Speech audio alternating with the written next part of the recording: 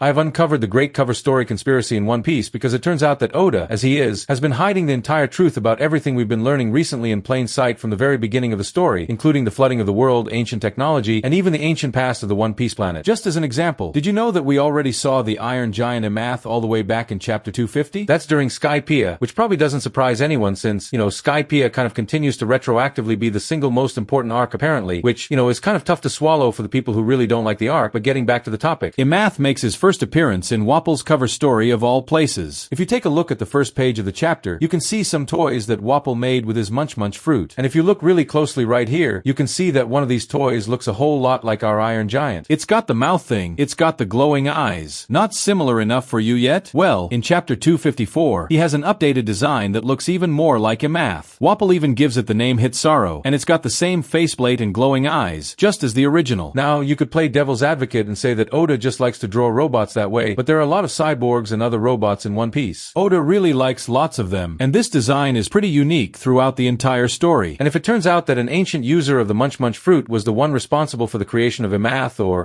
other similar ancient Iron Giants, I'm gonna lose my mind, man. And this just keeps getting more interesting, as in the cover page of chapter 255, we do see little Tetsuro here once again when a scientist discovers that it's actually made of a very special new alloy that gets dubbed Wapol metal. It's an incredibly powerful shape memory alloy that's used to build all types of things, including, by the way, the General Frankie. And you wouldn't even know any of that if you hadn't been paying attention to the cover stories, and if you just watched the anime, for example, you might not even know that these things are a thing. And if you actually don't know, the cover stories are serialized side adventures that tell us what characters have been up to behind the scenes of the main story. We gotta see what happens to a lot of the series villains, for instance, after they're defeated, and most of the time, it preps them for re-entry into the story at a later point. So you might just have realized that you might have been missing out on huge parts of lore and important parts of the story since Toei, for whatever reason, has straight out neglected to animate most of these cover stories, even though they put so many other fillers in the anime. If you're curious, in Wapol's case, he's able to reinvent himself as a business tycoon and found the evil Black Drum Empire, which is why he was able to re-enter the story during the Reverie, where he's now chilling with Vivi and Big News Morgan, and is one of the very few characters who's actually seen Emu and lived to tell the tale. And to think that it's all because of a crazy case of the Munchies is kind of ironic, and we've known for a long time that Oda places massive lore drops in some of these cover stories, but I've realized that if we take an extra close look here, we'll find that Oda's actually been feeding us the entire truth behind the Void Century in all of these cover stories for many, many years. So I've scoured all 19 existing current cover stories to see what secrets they hid, and I was absolutely shocked to see how much might have actually been in these. And I want to start you with a major revelation we just had during Egghead Island, that the One Piece world experienced a worldwide flood. And it turns out that Oda has already shown us that, and tons of us never even properly noticed though. Shout out to a few people online who actually totally did catch this ahead of time a couple of years ago. And we have two cover stories that specifically deal with the underwater excursions of former Sun pirates. So let's go Little Mermaid mode for the moment and head under the sea. The first one is the takoyaki master himself, Hachan. And in Hachan's sea floor stroll, we're introduced to Kami and Papag. By the way, these two characters way before we ever get to meet them during Sabaody Archipelago. But we also get a lot of early hints that civilization underwater is a lot more complex than we all originally thought. Hachan goes on to meet a panda shark who owns technology like a refrigerator, an oil lamp, and a waterproof wall calendar with pictures of bodacious mermaid babes. How does he even have all of this, and who makes that stuff? I have no idea. This shark does not even have hands. Now Hachan also returns a ring to the princess of a goldfish empire, and those aren't fishmen or merfolk. These are just straight up goldfish with entire civilizations down at the bottom of the ocean. But what strikes me the most in this entire cover story is that Hachan eventually obtains a map to an undersea treasure, which ends up being the perfect takoyaki cooking sauce. But it's not the sauce that interests me here. I mean, it's a little bit, but not for this video. It's the map, because such a map existing would imply that the seafloor itself has been completely charted, right? But Arlong suggests in the Arlong Park arc that fishmen are not naturally as good at cartography as humans, hence why Arlong used Nami, you know the story, for her map-making abilities. So could this random treasure map here actually be a remnant of the ancient civilization from when what's currently under the seafloor actually used to be above the surface? Is that why we have all this technology and civilization under the sea? Seems a little bit fishy to me, but this was very early. All of this happened all the way back during the Alabasta arc, but by the time we get to the solo journey of Jinbe, the first son of the sea, the series is already in Dressrosa, and Oda was ready to reveal way more about the secret of the One Piece world than before, which also just got several quick. It's kind of wild how Alabasta and Dressrosa already have so much in common as arcs, but then Oda also said, oh, let me cook even more here, and also had two different cover stories featuring fishmen exploring the seafloor and teaching us more about the lost continents and kingdoms under the ocean. Gotta give it to the man. Alright, it's now over to the big boy himself, the current Straw Hat, Jinbe. Now, Jinbe's cover story deals with him finding some ancient underwater ruins that were tossed up on land by Watatsumi. By the way, this giant sea monster you might remember. And in those ruins, he finds a poneglyph that he later actually gifts to Big Mom. You might remember that from the anime, which is, what he gifts her to appease her, I guess. But clearly, if there was a poneglyph there, those ruins were probably up on the surface at some point before the world was flooded. But not only that, there's an even crazier clue hidden in these pages, because on the cover page for chapter 757, we see an old building that's now part of an underwater village. It's been knocked on its side, but above the doorway, we can very clearly see a paw print symbol, just like the ones you probably, realize, the two, just like the ones associated with Kuma's pawpaw fruit. But also, we have plenty of clues that this symbol might be connected directly to the ancient kingdom in some way as well, because at this point, I'm pretty certain that the flag of the ancient kingdom is a circle surrounded by 8 slightly smaller circles. And we do see the same motif remixed in pretty much every civilization that we assume was once allied with the ancient kingdom or Joy Boy. We have the Alabasta flag, the Kazuki crest, the Shandian shield, and King Neptune's tattoo. All of these and even more, like the buccaneer. There's lore like all of these kind of point to this being the symbol. And the paw print is also super similar if you look at it, just with 3 dots instead of 8. So could this specific symbol be tied to the ancient kingdom as well, or even directly to Kuma's race, the buccaneers? But we're not done with Jinbe's cover story, because there's something even more crazy hidden in it, because he only finds this lost underwater city that was protecting the poneglyph after he comes to this floating shrine where the inhabitants of the island worship the sea god. The very same sea god also worshipped on Skypiea as part of the 4 deities that the sun god Nika is also part of, and the same sea god that we learn about in the legendary Harley text that we see on Elbaf with the exact same kanji used. Another massive hint, I would argue, that next to Luffy's sun god powers, the other 3 gods of the sea, the forest, and the earth are also very real, and we will meet them someday in the story too. So in both Hachan's and Jinbe's cover stories, we do see very clear hints that the One Piece world was flooded and that there are the remains of an ancient civilization that's now completely submerged on the seafloor. But thanks to that rising sea level, the One Piece world has to deal with some absolutely horrible weather, like the Aqua Laguna. Does that count as weather? I'm not sure. The after effects of which are shown in CP9's backstory. Yeah, they got one too. During CP9's independent report, the government spies end up on an island near Water 7. And during most of that cover story, it's raining super hard for several days on end. And nowadays, we do know way more about why this weather is so awful. You see, after Emu wiped the Lulusia kingdom off the map, the ancient weapon Uranus left a massive hole that looks suspiciously like the one that we also see under Eni's lobby. And that kingdom's deletion was accompanied by some similarly terrible weather and a rise in the sea level, just like Water 7 has to deal with as it sinks, Venice style, deeper and deeper into the ocean. Now, due to all this rain, the CP9 agents even have to pay for Lucci's extensive medical treatment with soaking wet money, because basically everything here is soaking wet after the Aqua Laguna happens. And another quick note is that we see this island's architecture, which has the most important buildings raised really up high on the most elevated part of the island to, you guessed it, avoid the rising ocean. And this is a very common recurring feature on tons of One Piece islands. And now, thanks to Vegapunk's future Naked Island, we do know why once again it was all hidden in plain sight all along. And the most important buildings and castles needed to be built on the highest points of their islands or countries at that point, because those were the safest from the rising sea levels. Everything that's an island now in the One Piece world used to be mountain peaks. Think about that. And other than continuing to build your city up higher and higher like Water 7, what are some other ways that people are trying to combat those rising sea levels? Well, during the Straw Hat separation arc, we do see 2 different ways. First, in Robin's time skip side story, we do see the giant bridge Tequila Wolf, where Robin joins up with the revolutionaries to liberate the slave laborers there. Tequila Wolf and the 3 other bridges have been under construction for over 700 years. But why? Well, now in the story, we do know that it's because the world government wanted to build 4 of these bridges to connect landmasses very high and safe above sea level. Very likely because Emu already knew that the sea would continue to rise as they continue to use the ancient weapons. Then, in Nami's side story, in the cover story, she hangs out on Weatheria, where a bunch of scientists are hanging out on a sky island researching the weather. But have you ever thought about why these weather wizards decided to hang out in the sky? By the way, that was my 5th time trying to say that sentence. Anyways, at first I thought, well, they're probably up there because the sky is where the weather happens, duh. But in retrospect, these old wizards are probably the most likely people to actually have realized that the One Piece world has an impending climate apocalypse, which is why they'd want to set up shop in the safest place in the world, up in the sky. And now that they've linked up with their buddy Dr. Vegapunk, they could definitely be using their scientific experience in meteorology to look for, like, maybe solutions or ways to save the world from the brink of destruction. And in that context, I do also have to wonder if Caribou's cover story, Kehihihi in the New World, also hints at some climate apocalypse as well. Because the island where he confronts Kaido's subordinate Scotch, for some reason, has all the ground and trees wrapped up in bolted down metal. Now, I gotta say, I'm not really sure how that would prevent a climate apocalypse, but what I do know is that the cover page of chapter 700 has a factory that, to me, looks so much like the ancient city that is depicted in the mural on Elbaf. That's right, baby. It is now mural peacetime. You thought I could make it through a single video without talking about the craziest panel of the last 10 years? Yeah, no way. And if you know anything about the cover stories, you do know I have to talk about Enel's Great Space Mission. And this is very much the poster child for any cover story giving huge lore drops and being way more important than just a silly little side adventure. In case you don't know, Enel's cover story sees him flying the Ark Maxim successfully to the moon, or as he likes to call it, the fairy Verth. And there he meets a bunch of robot automata, and we get confirmation of straight-up space pirates being a real thing in One Piece, in case you didn't know that. Now, after giving those pirates a nice electrocution, Enel finds an ancient underground city on the moon and powers up long-forgotten ancient technology with his Goro Goro Nomi, electricity devil fruit. There he finds a whole army of little robots that are presumably at his command now, which makes me super excited for whatever Enel's gonna do when he comes back into the story. Maybe because we know he's going to, right? But while checking out this ancient city, he also found lots of wall paintings and old murals that told the history of this mysterious moon civilization. And what it showed was the winged races building the automata and depictions of what a lot of theorists think could be the three ancient weapons and the mother flame here. Moreover, it turns out that the city was called Burka, which is the same name as the sky island that Enel and his priests were originally from. And there was also a message showing that the winged races left the city on the moon in search of more resources because they ran out on the moon and came down to the blue planet. So, alright, there's a ton to take in here. Enel's cover story basically changed everything that we thought we knew about One Piece. It confirmed aliens. It confirmed that the winged races, like the Scipians and Lunarians, are most likely from outer space and came down to colonize the One Piece planet. And it's even more crazy that we got all of these revelations during the Postinis lobby arc. Like, no one in the world does foreshadowing like Oda, I swear. And the fact that we get to see something that looks like the Mother Flame or the Eternal Flame from Egghead Island is just the cherry on top here. Alright, but what if I told you that there's actually another cover story that might, ironically enough, be even more important than Enel's? One that hid so many truths in plain sight for all these years that it kind of boggles my mind. Would you believe me? Because I think it's not Enel that shows us the most about the truth of the ancient One Piece world. The truth of it can actually only be found on the O'Hara Patreon, where you can find tons of bonus content. Alright, seriously, no, it's not Enel that reveals the truth. It's actually one of his priests. Specifically, we're talking about this fellow here, Gedatsu. And I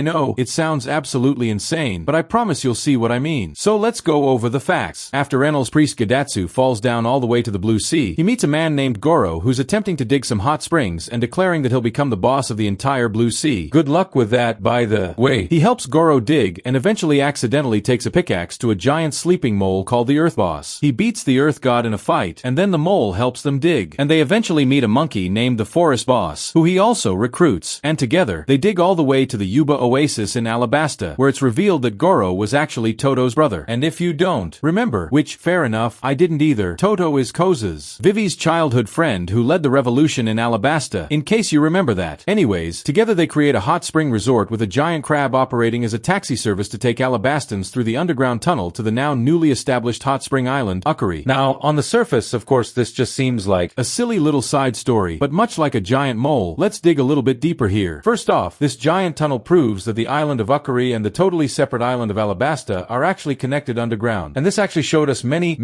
years ago that many of the islands in One Piece were once connected as a larger continent before the sea levels rose. And one big landmass became little islands where, again, just the mountaintops stayed around. But it goes even deeper than just that. Let's look at 4 of the characters that we meet in the story. And of course, the ones that really jump out at us right from the start are the Earth Boss and the Forest Boss. Both of them, of course, share their names with the 2 gods mentioned in the Harley text that were first name-dropped where? That's right, in Skypiea, where Gedatsu is originally from. So if these 2 represent the Earth God and the Forest God, then who could be the Sun God and the Sea/Rain God? Well, Goro wants to create hot springs and is related to Toto, who spent his time in the Alabasta Ark, exerting for water during the drought. So he's definitely our sea god. And Gedatsu fell straight out of the sky, so he's gonna be our sun god. And honestly, his weird hairstyle even does look a little bit like a sun if you squint hard enough, maybe. So could this cover story actually represent a miniature version of what we see in the Harley text on Elbaf, and maybe even hint at how things will play out in the future of the story? As weird as it sounds, I actually believe that it does. Let me remind you, in the first world section of the Harley text, it states that the sun god appeared and the earth god was enraged. Now, this does line up pretty well with Gedatsu's battle against the mole. Then, in the second world, the forest god shows up and the sun god spreads war, very much like his battle against the forest boss. The sea god rages, and the Harley text says they will never meet again, much like how Alabasta and Ukari are separated by the sea level rise. But the Harley text then predicts that in the third world, a new dawn will rise, and they will surely meet again, very much like how Gedatsu made it possible for Alabasta and Ukari Island to be connected, become one country once again. And could this not maybe even tell us something about how Luffy might, maybe, resolve the final saga and find the One Piece? Because for years, it's been a very big theory in the One Piece community that the One Piece is a way of breaking through the red line and reconnecting all of these separated oceans. And now that we know about the sea level rise, well, it could also mean draining some of the sea and reuniting the massive continents, putting them all back together in one piece. And what does Luffy do after pretty much every single arc? He parties with everyone, often in a hot spring, like in Alabasta and in Wano. Oh, so did Gedatsu's story really tell us a long time ago that Luffy would actually bring the power of the four gods back together in order to reunite the world? Could that connect to his secret dream that he shared with the Straw Hats? I mean, I really think that Oda might be out here hiding some of the biggest hints in the places that we least expect them. These goofy little cover stories. Alright, but if at this point you somehow still don't believe me that Oda has been hiding these huge secrets in the cover stories all along, then we now have to take a look at the very first cover story ever. The Adventures of Buggy's Pirate Crew. That's right, folks. It all once again comes back to my boy Buggy. Did you actually think that the first time we saw characters hit the Nika pose was in Skypiea? No way. Oda has actually been cooking that stuff for way longer than we all thought. He gave us the Nika pose whilst we were still in the East Blue, on the cover page of chapter 47. 1,100 chapters ago exactly. That's weird. Buggy and Gaiman, the two most important characters in the series, have a bonfire, and a lot of the animal hybrids on the island of rare animals dance around it, hitting, as you can see, the infamous Nika pose. So check and mate, dear non-believers. More so, over. Later on, in chapter 59, we get to see Richie the Lion's Dream. And I'm gonna be honest with you, this page straight up blew my mind, man, because in Richie's dream, we see him wielding an Elbaf sun shield, a direct reference to the sun god and the symbol of the ancient kingdom, while fighting a monstrous black figure that looks just like one of the creatures from the Elbaf mural. And Oda, you just can't keep getting away with this stuff. Okay, but of course, this video doesn't even begin to cover all of the crazy secrets and lore hidden in that giant mural. So if you want to see my full analysis of what actually happened during the Void Century, and also if you want to dive back into the cover stories and see if you can find something, you should check out that video right here. Otherwise, shanks for watching. Shanks so much to all the Patreons, and I will see you in the next video. Bye, I guess.